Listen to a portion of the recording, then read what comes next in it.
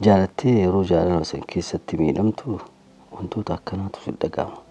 Dhugumaan yoo jaalatte jaalala amma asirraa liga dooftan kanaa miti.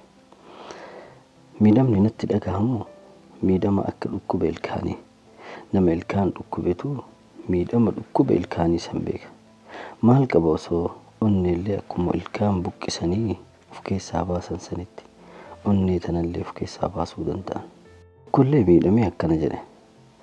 Miidhamaa miti ka'anii baadhee of keessattiin deemaa jiru. Miidhama santu ana baatee deemaa jira jedhe. Haga miidhameerra. Kullee miidhamee akkana jedhe.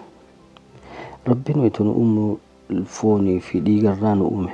Laakiin jiruu tana keessa jiraachuudhaaf sibiila taatee jiraachuu qabdaa siin jedha.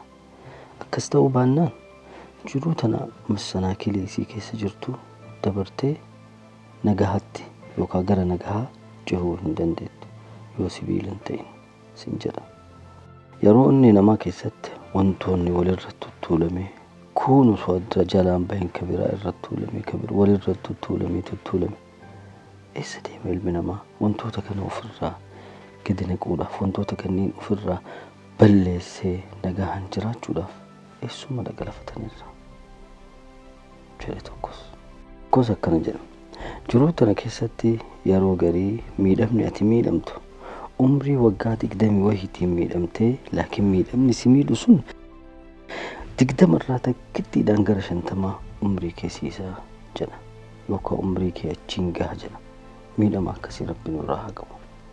Takkaa jaalattanii beektanii miidhama hagana gahu bira geettanii beektanii jaalanne jettan. Tatiyyaa ammoo kana hundaan